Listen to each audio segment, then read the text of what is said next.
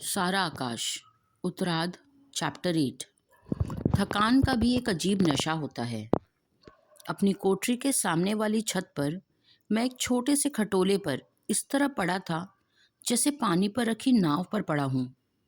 सिर नीचे लटक रहा था, हाथ अलग फैले और पांव जमीन पर टिके थे, जैसे सारे अंग निर्जीव होकर झूल रहे हों।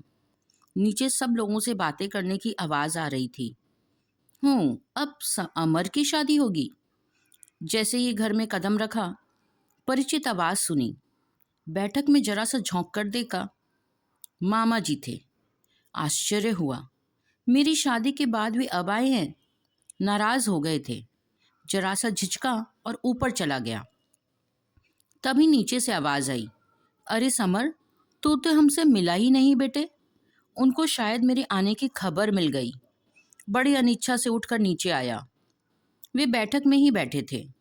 शायद नाराज़ी के कारण भीतर नहीं आए। मैंने चरण छुए तो उन्होंने बाह में भरकर पास बैठा लिया और बाबूजी से बात करते रहे। समझो ठाकुर साहब, जो कुछ आपको करना धरना है सो खुद ही देखिए भलिए। लड़की मेरी निगाह में थी, मैंने बता दी। लेकिन बात ऐसी है, आदमी करता अच्छे के लिए है और समझा बुरा जाता है। समर की शादी में जीजी ने जो कुछ कहा, मेरे लिए तो डूब मरने के लिए उतना ही काफ़ी है। वे बाबूजी की बात का गुस्से से जवाब देते हुए बोले। बाबूजी मूड़े पर बैठे बैठे तरह तरह के मुंह बनाते दिया सलाई से कान का मैल निकाल रहे थे। लगता था बलपूर्वक अपने को व्यस्त बनाए रख रहे हैं। आखिर उंगलियों से कान झाड़कर बोले, अरे छोड़ो, तुम भी क्या औरतों की बात पर ध्यान देते हो चंदन। इन लोगों को कुछ और काम है ही नहीं। उठाई जबान इधर दे मारी, उठाई उधर दे मारी। फिर मुलायम स्वर में समझाते हुए से बोले, लड़की तुमने देख ही ली होगी, कुल खानदान कैसा है, जरा खुलासा तो करो। तो फिर किस लड़की के बारे में बातें हो रही है? मैं चुपचाप सुनने लगा। सो बात झूठी है। दोनों हाथ कंधों के ऊपर मोर के पंखों की तरह फैलाकर वे बोले, लड़की तुम देख लो, अमर को दिखा लो और दो चार मोहल्ले पड़ोस वालों को दिखा लो। सारी बातें आप खुद ही करो साहब। मुझसे तो उन्होंने बातचीत करने को कहा, 3 दिन पड़े रहे, मजबूर कर दिया तो आ गया। कुछ मुझसे मुझसे नहीं होगा भाई, वह सब तो ठीक है, लेकिन अब मुझसे नहीं रहा गया। बाबूजी, तुम्हें जल्दी क्या पड़ी है? अभी वह फेल होकर चुका है और अब शादी कर दो ऊपर से, सो और फेल। चुप रहो, समझते तो कुछ हो नहीं और बीच बीच में अपनी छोंकते हो। बाबूजी ने डांट दिया। अरे अभी शादी हुई जा रही है, सालों तो मुसीबत चलती है, सालों तो बातचीत चलती है।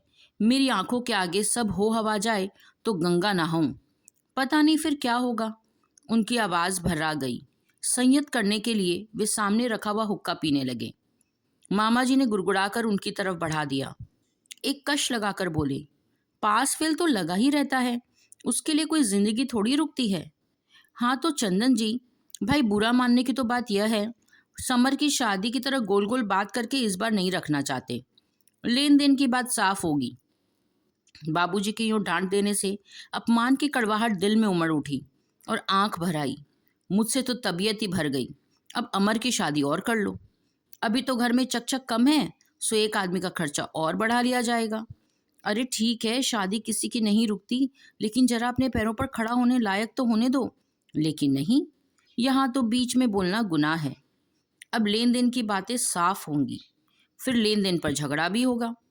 कोई मना करे या कुछ करे, अब मानेंगे थोड़े ही। इस बारे में बात करने का अधिकार तो सिर्फ इन्हीं लोगों को है। हम या तो बेवकूफ़ हैं या बलि के बकरे हैं। अभी तक मैं मरता था, अब बेचारा अमर, और मुझे लगा मेरा यहाँ बैठना बेकार है। अच्छा खासा आराम कर रहा था। उठने लगा तो मामा जी ने हाथ पकड़ कर बैठा लिया। अरे अरे बैठो भाई, कहाँ चल दिए? अब हम तो जाने कब से तुम्हारी राह देख रहे थे।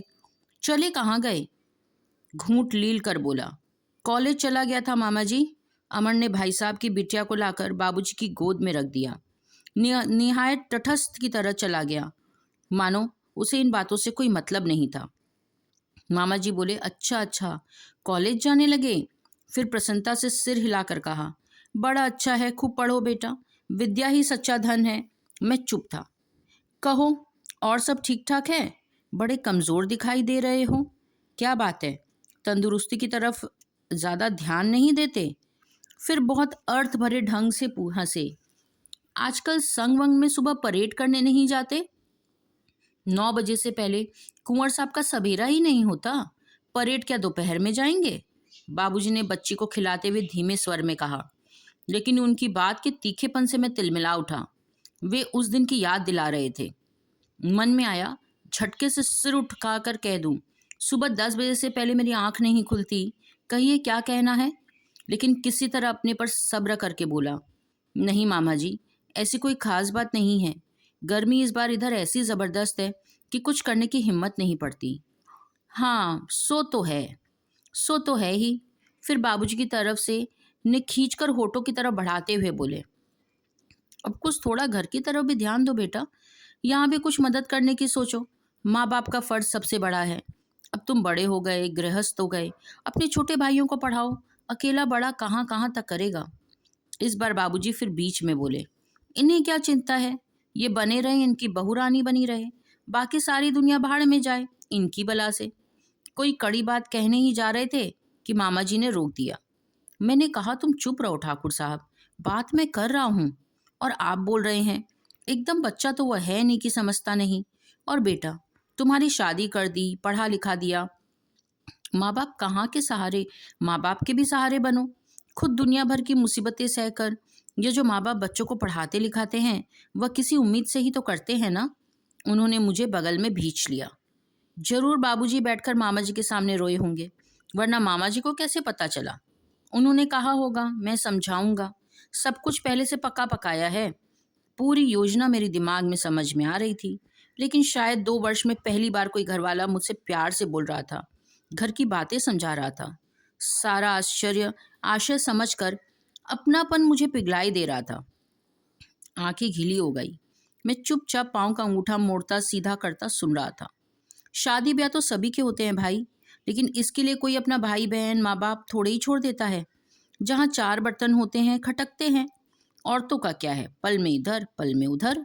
समझदार आदमी को तो उनकी बातों में आना ही नहीं चाहिए। तुम खुद हमसे ज़्यादा पढ़े लिखे हो, अच्छी तरह समझते हो। वे तो अलग घर से आई है, अलग खानदान से आई है। उन्हें किसी के आपसी रिश्ते से क्या मतलब? खून का रिश्ता तो तुम्हारा आपस में है, वह अलग थोड़े ही हो जाएगा। सो बेटा, ये सब तो घर गृहस्थी के मामले हैं। खूब फूक फूक कर कदम रखना चाहिए। मामा जी ने मेरे कंधे पर हाथ फिरते रहे और तब मेरे भीतर कोई चित्कार उठा, मामा जी, तुम नहीं जानते और तुम नहीं जानते इस घर की हालत क्या है। अगर जानते तो यूँ अमर की शादी कराने नहीं आते। सोच सब गया, लेकिन अपराधी की तरह आंखें धरती में गड़ाए सुनता रहा। तुम कहो, सास बहुओं के कहन सुहन सो तो भैया किस घर में नहीं होती है। बड़े बड़े लखपतियों के घर की हालत तो मैं जानता हूँ। घर घर मिट्टी के चूल्हे हैं, समझे। मामा जी मेरी पीठ पर प्यार से हाथ फेरते रहे। जाने क्यों ना चाहते हुए भी मेरे हृदय से रुलाई उमड़ पड़ी। जोर से मन में आया, दौड़कर बाबूजी के चरणों में गिर जाऊं, खूब रोऊं, क्षमा मांगूं। मैंने बहुत ज्यादतियां अशिष्टाएं की हैं। आज तक कभी इस निगाह से सारी चीज को तो देखा ही नहीं। मेरा व्यवहार उनके प्रति सचमुच उपेक्षापूर्ण और गलत रहा। बड़ी कठिनाई से बस इतना कह पाया, मामा जी, मैं आगे पढ़ना चाहता हूँ। पढ़ने को कौन नहीं पढ़ाना चाहता बेटे, लेकिन भैया सब कुछ घर की हालत देखकर होता है। तेते पाँव पसारिए, जेती लांबी सोर। तुम्हारा भैया भी है, वह भी तो अपना फर्ज पूरा कर रहा है या नहीं? घर में रहकर सब सोचना पड़ता है मेरे मुन्ना। अब तुम गृहस्थी में आए हो, समझने की कोशिश करो। बहू को जरा दबा के रखो, उसे अदब कायदा सिखाओ। और अगर इन्हीं दिनों कहीं प्यार में आकर तुमने सिर चढ़ा लिया तो उसकी सीखती है बला। लड़कियों को तो कभी सभी कुछ ससुराल में ही सीखना पड़ता है। घर पर उछलने कूदने के सिवा और कोई काम करती होगी? मामा जी अपने मक्खन जैसे मुलायम और शहद से मीठे शब्दों में औरत का संभाल के रखने के गुण देते रहे। मैं जानता था यह सब सलाह नहीं है, बल्कि मेरे और प्रभा के ऊपर लगाए आरोपों के पुनर्कथन मात्र हैं। कई बार मन में आया उनकी बात का विरोध करूं। और तुम्हारे बाबूजी कह रहे थे कि तुम पूजा पाठ धर्म कर्म सब छोड़ते जा रहे हो। कहीं पढ़ना लिखना इसलिए होता है बेटा? सब लोग सारे धर्म कर्म छोड़ देंगे तो दुनिया रहेगी कैसे? देखो, अपने पुरखों को देखो। कितनी कितनी मुसीबतें आई, कैसे कैसे संकट पड़े, लेकिन वाह रे मेरे शेरों, जान छोड़ दी पर धर्म नहीं छोड़ा। हकीकत राय, बंदा बहादुर, पर क्या क्या जुल्म निढाए गए। भैया, अपने धर्म का तो प्रताप ही है कि हम तुम यहाँ बैठे हैं, वरना जाने पाकिस्तान में होते या किसी गिरजे में प्रार्थना कर रहे होते। तुमने तो हमसे ज्यादा पढ़ा है, तुम तो खुद जानते हो, जर्मनी हमारे यहाँ से वेद न चुरा ले गया होता, एक से एक नायाब चीजें आज कहाँ से ईजाद कर पाता। अरे चोरी करके तुम चाहे जो कर लो, अकल तो तब मानते जब खुद अपने आप से हवाई जहाज रेडियो निकालते। और अपने अतीत के गौरव की याद में उनकी आंखों में आंसू आ गए। इन सारी बातों का जवाब मैं क्या दूं, मैं सोच ही रहा था। अचानक तेज आवाज में कही गई बाबूजी की बात ने सारा जादू एक झटके में छिन भिन कर दिया। तुम किस पत्थर को समझा रहे हो चंदन? कहा है सीख दीजिए ताही को, जाको सीख सुहाए, सीख ना दीजिए बांदरा, घर ब्याया को जाए। वहां कोई असर ही नहीं है भैया, पानी की बूंद नहीं टिकने वाली। सब चुपचाप सुन लेगा, लेकिन करेगा वही जो उसके जी में आएगा, जो बहू कहेगी। क्यों अपना वध बिगाड़ रहे हो तुम? उसे भी बहू के पास जाने को देर हो रही है। फिर चुप रहकर बोले, मैं तो कहता हूँ जो इनकी जी में आए करने दो, हमारी तकदीर में जो होगा भुगत लेंगे। अब तक भी तो भुगता है। मामा जी भी बाबूजी के इस अप्रत्याशित विस्फोट से हतप्रभ रह गए। लगा यह उनके कार्यक्रम में नहीं था। पीठ ठोक कर बोले, नहीं जी, कोई बच्चा थोड़े है, हमारा समर बेटा समझता तो सब है, जरा सा लड़कपन है और क्या। क्यों, है ना बेटा? बाबूजी से माफी मांग लेना, ये बड़े हैं। खट से स्विच दबाकर जैसे किसी ने नम्रता, शील, हृदय में उमड़ आई कातर आर्द्रता को एक साथ समेट लिया। बाबूजी की बात दिल को चीरती चली गई। सारी शिष्टता तमीज को ठोकर मारकर कोई कड़ी सी बात कह देने को जी कसमसाता रहा, जबान तड़पती रही। अपना नम्रता से झुका सिर मैंने उद्दंडता से ऊपर किया, तना हुआ बिना एक भी शब्द बोले ऊपर किया। हाँ, मैं जैसा हूँ वैसा हूँ, करो क्या कर सकते हो। बीच छत पर खड़ा खड़ा सोच रहा था, बाहर भटकने निकल जाऊं या अपनी खाट पर लेटूं। तभी कोठरी के भीतर से बदलते हुए ब्लाउज के सामने वाले बटन लगाती प्रभा निकल आई। कुछ देर खड़ी खड़ी यूं ही देखती रही, फिर पास आकर पूछा, क्या हुआ? तबीयत तो ठीक है ना? मैंने कुछ नहीं कहा। वह फिर बोली, क्या कहते थे मामा जी? कहते थे मेरा सिर। जैसे ही झुंझलाकर कहा, मेरी निगाह उसके चेहरे पर पड़ी। सोचा, इस बेचारी ने क्या किया है जो इस पर झुंझलाहट निकाल रहा हूं? इसे तो पता ही नहीं। थोड़ा नरम पड़कर बोला, समझा रहे थे बहू को कैसे दबाकर रखना चाहिए। मुझे पता है बाबूजी ने कहा होगा, रोए होंगे बैठकर, वरना वह कोई ज्योतिषी हैं जो सूरत देखते ही पता चल गया। आते ही उन्हें ये सारी बातें कैसे मालूम हो गई? प्रभा ने कहा, अरे कोई बात नहीं, कह दी तो क्या हो गया, यूं मन खराब करते हो। जाओ जरा घूम आओ, तबीयत ठीक हो जाएगी। बड़े हैं, समझाना उनका फर्ज है। बड़े आए समझाने वाले, दूसरों को तो नहीं समझाते। फिर थोड़ी देर सोचकर कहा, नहीं प्रभा, सारी कमजोरी यह है कि मैं बहुत कच्चे दिल का आदमी हूँ। जो जिसका मन होता है दबाता चला जाता है। जरा उन्होंने प्यार से बात कह दी और पिघल गए। तुम ही बताओ, ऐसा मैंने क्या किया कि बाबूजी से माफी मांगने को कह रहे थे? आखिर मेरा कुछ कसूर भी तो बताओ, जिसका नाम लेकर कहूँ, बाबूजी गलती हो गई, माफ कीजिए। मैंने आज तक उनसे कोई बदजबानी भी नहीं की, उनके सामने भी नहीं आया, कभी उनके बारे में कोई ऐसी वैसी बात नहीं की। जब देखो तब सुन लो, बहू सिखाती है, बहू सिखाती है। आखिर तुम मुझे क्या सिखाती हो, बताओ ना। कोई कुछ बोले नहीं तो उसके ऊपर काँव काँव किए जाओ। ये कहाँ की नीति है? बहू ने ऐसा किया, बहू ने वैसा किया। सुबह 3 बजे से उठकर काम में लगती हो। आखिर तुम कहाँ तक मरो? रात को 12 से पहले सोने को नहीं मिलता। आखिर किसी को सोचना तो चाहिए कि औरों की भी कुछ इच्छाएं हैं। तुम ही बताओ, यहाँ कोई सोचता है कुछ किसी के लिए? सब ठीक है। इस वक्त तुम मेरे लिए सब सोचकर क्यों बुनबुना रहे हो समर? थोड़े दिन की तो बात है, कोई हमेशा ही नहीं चलेगा। प्रभा ने समझाया। मैं अपनी ही रौ में कहता गया, बड़े आए हमें धर्म समझाने वाले, पहले खुद तो समझ लो। धर्म का नाम ले लेकर मार दो आदमी को। दुनिया किधर जा रही है उसे देखने ही मत दो। बस मंदिर में जाकर खड़ताल बजाओ, सारे काम खुद हो जाएंगे, भगवान कर देगा। कोई भी अकल की बात कहो तो नास्तिक कह कह कर काट खाने को दौड़ो। प्रभा भी शायद खींच उठी, तो फिर हो गया, कह ही दिया, जाकर अपना काम देखो ना, बड़े बूढ़े हैं, उन्हें सब कहने का हक है। और तब शायद हल्की चुहल में बोली, उन्होंने तो तुम्हारी शादी कराई है, इतना भी हक नहीं है उन्हें कहने का। बहुत अच्छा किया। अभी घर की हालत बहुत अच्छी है ना, सो दूसरी शादी कराने आ गए। अब अमर साहब पर निगाह है, ना कमाना ना धमाना। आकर वह तरसा करेगी तुम्हारी तरह एक एक पैसे को, सुई धागे को, कि हो तो फटी धोती सिले। एक ने कमाना शुरू किया तो मेरी शादी करा दी। अभी मैंने कुछ किया ही नहीं है, तीसरे को फांस दो। पीटेगी वो अपनी किस्मत को, वह भी पीटेगी। इस बार प्रभा हंस पड़ी। तुम्हारा तो अभी से यह हाल है, बूढ़े होकर तो सचमुच इन लोगों से भी खतरनाक साबित होगे। बात उसने ऐसे ढंग से की कि मैं भी गुस्सा भूलकर हंस पड़ा। मन हुआ गाल पर चपत मारकर कहूँ दुष्ट, लेकिन फिर अपनी गंभीरता को खींच लाया। नहीं प्रभा, असली बात तो मैं जानता हूँ। आज हो गई 11 तारीख। अब उनके हिसाब से मुझे अपनी तनख्वाह के रुपए मिल गए होंगे। मैंने 1 टका नहीं दिया, और जब आज भी इस बारे में कुछ नहीं बोला तो सारा धीरज ही छूट गया। अरे हाँ, ये तो मैंने पूछा ही नहीं, रुपए तो तुम्हें कल मिल गए होंगे, क्या किया? मेरी जबान फिर तीखी हो गई। उस साले प्रेस वाले ने कुछ दिया ही नहीं। उससे अच्छा तो ट्यूशन ही कर लेता। मर जाएं उस साले के बाल बच्चे। न मालूम क्या जी में है उल्लू के पट्टे के। यहाँ 61 रुपए तो उधार हो गए। अब बाकी 8 बाबूजी को थमा दो तो मूंगफली तक खरीदने को तरसो। अच्छी आफत है। कल अगर नहीं दिए तो साफ कह दूंगा, तू जा भाड़ में, मुझे मेरे रुपए दे दे। मेरे यहाँ कोई खजाना थोड़ी ना गड़ा है।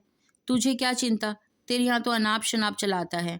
अगर इसी तरह देने हैं तो रख तू अपनी प्रूफ रीडरी। अरे हाँ, हम कुछ और कर करा लेंगे, बाज आए नौकरी से। बकस मेरी खाला, मैं तो लंडूरा ही भला, रुपए ही नहीं निकलते जेब से साले के। प्रभा इस बार मुंह पर पल्ला रखकर हंसती रही। मुझे लगा मेरा दर्द भुलाने के लिए हंस रही है। बोली, तुम तो 70 साल के बुढ़ियों जैसे गाली देने लगे, कोई सुनेगा तो क्या समझेगा? और जबरदस्ती मुझे धकेल दिया।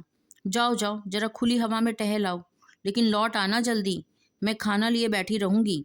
अपनी बेवकूफ़ी और प्रभा की बातों पर उस समय मैं हंसता रहा, लेकिन शीघ्र ही बाबूजी और मामा जी की बातें नए सिरे से दिमाग में आई। एक बात सोचकर सचमुच आश्चर्य हुआ। चाहे बाबूजी ने डांट कर कहा हो या मामा जी ने शहद में लपेट कर, बात तो दोनों एक ही कहते हैं। दृष्टिकोण में कोई अंतर नहीं, जबानें दो हैं।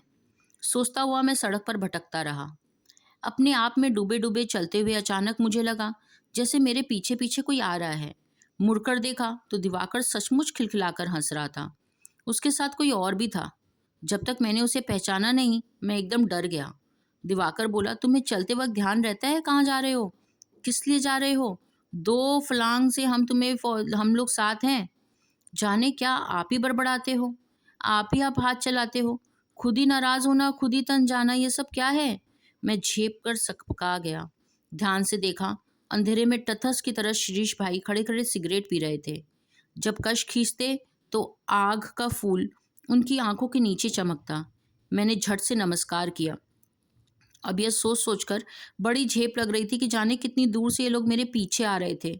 इस बीच मैंने जाने अपने आप से क्या क्या बातें की होंगी, किस किस तरह की हरकतें की होंगी। इन सबको देख देख कर जाने क्या सोचा इन्होंने। किसी तरह बोला, आप लोग किधर से आ रहे हैं? बता तो दिया, आधे घंटे से तुम्हारे साथ हैं। धृष्टा से दिवाकर ने अपनी बात दोहराई। सुनते आ रहे थे कि तुम अपने आप से क्या क्या बातें करते हो। हाँ, यह तो हमें भी लगा कि किसी बहुत भारी समस्या पर विचार हो रहा है। क्या बात है? भारतीय संस्कृति की कोई गुत्थी उलझ गई क्या? और शिरीष भाई खुद भी जोर से हंस पड़े। फिर मेरे संजीदा चेहरे की ओर देखकर हमदर्दी से पूछा, ऐसी क्या विकट समस्या आ गई? दिवाकर होता तो शायद मैं उसे झिड़क देता या दूसरी तरह बताता। उनकी मैं इज्जत करता था, इसीलिए सकुचा कर बोला, कोई ऐसी खास बात तो नहीं शिरीष भाई। मेरे मन में कोई बात आ जाती है तो देर तक निकलती नहीं। देखिए, जो बात मन और आत्मा को कष्ट दे उसे हमेशा किसी न किसी तरह से कह देना चाहिए। इससे आप अपने ऊपर उसका बुरा प्रभाव कम कर देते हैं। ईसाइयों के पादरी के सामने अपराध स्वीकार कर लेने की परंपरा के पीछे शायद यही भावना है कि मन हल्का हो जाता है। पास आकर मेरे कंधे पर हाथ रखते हुए वे बोले, लेकिन यह मैं आपसे व्यक्तिगत बात पूछने का अनुरोध नहीं कर रहा, और अगर कोई व्यक्तिगत बात भी पूछ ले तो या बता ही दे तो कौन सी मुसीबत आ जाएगी? दिवाकर ने कहा। लेकिन अपराध स्वीकार कराना, क्या यह पुलिस वाला तरीका मुझे पसंद नहीं है। शिरीष दिवाकर की बात पर हंस पड़े। कहीं दोनों मेरी बात का बुरा ना मान जाएं, तो मैंने बताया, नहीं, ऐसी कोई बात नहीं है भाई। फिर एक क्षण सोचा और बताया, तुम तो जानते ही हो दिवाकर, हमारे यहाँ कितने घरेलू झंझट है। एक न एक चक्कर रोज रहता है। मेरी शादी होकर चुकी, अब अमर की शादी हो रही है। कुछ कहो तो दुनिया भर के उपदेश। शेष भाई ने पूछा, आप लोग तो सब साथ में ही रहते हैं ना? चाचा जी वगैरह सब अलग हैं, हम लोग सब साथ हैं। माफ़ कीजिए, आपके परिवार की कुछ व्यक्तिगत बातें पूछ रहा हूँ। और फिर चलते चलते शिरीष भाई देर तक मेरे परिवार के बारे में, लोगों के बारे में पूछते रहे और मैं बिना कुछ छिपाए बताता रहा। बात घर के लड़ाई झगड़े पर आई तो दुखी स्वर में मैंने स्वीकार किया कि मेरे घर में लड़ाई झगड़े शादी के पहले दिन से शुरू हो गए। फिर प्रभा के बारे में पूछा, कितनी पढ़ी है, स्वभाव कैसा है, क्या क्या सपने हैं, घर पर मुसीबतें क्या क्या है। उन डॉक्टरों जैसे सवालों से मैं परेशान मन ही मन ज़रूर था, लेकिन प्रभा की समझदारी, शिक्षा, सपनों के बारे में बताते हुए अच्छा लग रहा था। मगर अंत में उन्होंने एक ऐसा सवाल किया कि मैं सचमुच जवाब नहीं दे पाया। ठीक है, आपकी इच्छा से शादी नहीं हुई, लेकिन एक सवाल का सच सच जवाब दीजिए। क्या आप अपनी पत्नी को सच में प्यार करते हैं या सिर्फ पति होने का फर्ज निभा रहे हैं? उन्होंने सिगरेट पीने की व्यस्तता में पूछा। मैं हकला गया। सचमुच उस क्षण मैं निर्णय नहीं कर पाया कि प्रभा के प्रति मेरे मन में जो भावना है वह प्यार है या अपने किए का पछतावा, या उसकी मजबूर स्थिति के प्रति दया भर। मुझे कोई जवाब नहीं सूझा। फिर भी अपने को जैसे तैसे संभाल कर बताया, मैं उसी की इच्छा से पढ़ रहा हूँ। वह ना होती तो शायद मैं ना जाने कभी कहीं का 125 का क्लर्क बन गया होता। उसका बड़ा मन है मैं खूब पढूं, तब कोई अच्छी सी नौकरी करूं। मेरे लिए उसने कितनी मुसीबतें उठाई है शिरीष भाई, मैं आपको नहीं बता सकता। अभी सुबह 3 बजे उठकर खाना बनाती है, रात को 11 बजे तक पीसती है। हम तीनों चुप हो गए और मैं सिर्फ अपनी बात का जवाब खोजता रहा। सहसा एक बात मन में आई, इसे भी शिरीष भाई को बता दूं। उसने अपने आप को मेरे लिए भुला दिया, जैसे उसके अपने दुख कुछ नहीं है। पर फिर सोचा कि यह बात उनकी तरफ से हुई ना, मेरे मन में उसके लिए वास्तव में भावना क्या है, इस बात का जवाब तो यह नहीं है। फिर भी मेरा दिल प्रभा के लिए पसीज उठा। अपने भीतर की छटपटाहट को किन शब्दों में प्रकट करूं? इस बेचैनी से मैंने शीश भाई साहब की तरफ देखा। वे चुपचाप कुछ सोचते से कदम चल रहे थे। कुछ कहेंगे जरूर, यह मैं जानता था। सड़क सुनी सुनी थी, पता नहीं हम लोग किधर जा रहे थे। ज़्यादा गौर करके मैं जगह को पहचान भी सकता था, लेकिन साथ चलती ऊंची सी दीवार पर बड़े बड़े काले अक्षरों में जूतों और कपड़ों के विज्ञापन पढ़कर ही रह गया। लगा जैसे मैं एक धुन से लिपट रहा हूँ। शायद 8:30 या 9 बजे होंगे। बरसती चांदनी के दूध से धरती और आकाश खुल गए। शायद इसीलिए बत्तियां नहीं जली थी। शुक्ल पक्ष में बत्तियां प्राय बंद रहती है। अजब बात थी, चांदनी रात में मैं रहूं कहीं भी, लेकिन जब भी प्रभा का ध्यान करता हूँ तो वह मुझे छत पर सिमटी सिमटाई बैठी, या ज़्यादा कहूँ तो रोती हुई दिखाई देती है। भाई समर जी, आखिर शीश भाई साहब जैसे कहीं बहुत दूर से बोले, आपकी अपनी या दिवाकर की, सबकी वास्तविक स्थिति जानकर एक बात मेरी समझ में आ रही है, इस संयुक्त परिवार की परंपरा को तोड़ देना ही ठीक है। अब आपके लिए कहूँ कि अगर आप खुद जिंदा रहना चाहते हैं या चाहते हैं कि आपकी पत्नी भी जिंदा रहे, तो इसके सिवा कोई रास्ता नहीं है। अलग रहिए, जैसा भी हो अलग रहिए। यह बात इतनी अप्रत्याशित थी कि मैं चौंक कर स्तब्ध रह गया। अचकचा कर पूछा, मैं आपका मतलब नहीं समझा शिरीष भाई। आप बुरा ना मानिए, लेकिन समर भाई, सच्चाई यह है कि आपकी पत्नी की सारी आकांक्षाएं और आपके सारे प्रयत्न इस वातावरण में बिल्कुल बेबस होकर घुट घुट कर मर जाएंगे। एक के बाद एक मुसीबतें निकलती आएंगी और आप लोग शायद सुख की नींद सपनों में नहीं बिता पाएंगे। यानी संयुक्त परिवार के आप बिल्कुल पक्ष में नहीं हैं। व्यक्तिगत रूप से शायद उनकी बात सच हो, लेकिन अपनी मुसीबतें मुझे अनंत लगती थी। लेकिन परिवार की एक पूरी की पूरी व्यवस्था के लिए वे ऐसा सोचे, यह बात गले नहीं उतर रही थी। हाँ, आप ऐसा ही समझिए, उन्होंने अपनी बात पर जोर देकर कहा। आज की आर्थिक स्थिति में संयुक्त परिवार चल नहीं सकता। अगर चलेगा भी तो ऊपर से देखने में चाहे जो हो, लेकिन अंदर से उसमें छोटे छोटे परिवारों की कई इकाइयां बन जाएगी। आप सोच नहीं सकते कि जरा सी भावुकता कितने भयंकर परिणामों को जन्म दे रही है। दिन रात हैरान परेशान रहेंगे, लड़ेंगे मरेंगे सब होगा, लेकिन रहेंगे साथ। इज्जत का सवाल है। चूल्हा ना अलग ना जलने देने की हट, ऊपरी भावुकता के पीछे स्वार्थ की खींचतान, इन सब के कारण कितनी हत्याएं, आत्महत्याएं रोज होती है। इस बात को जाने भी दीजिए तो एक किसका परिणाम ही इतना भयंकर है कि उसकी किसी से तुलना नहीं हो सकती। क्या? उन्होंने बात को ऐसे ढंग से तोड़ा कि मुझे पूछना पड़ा।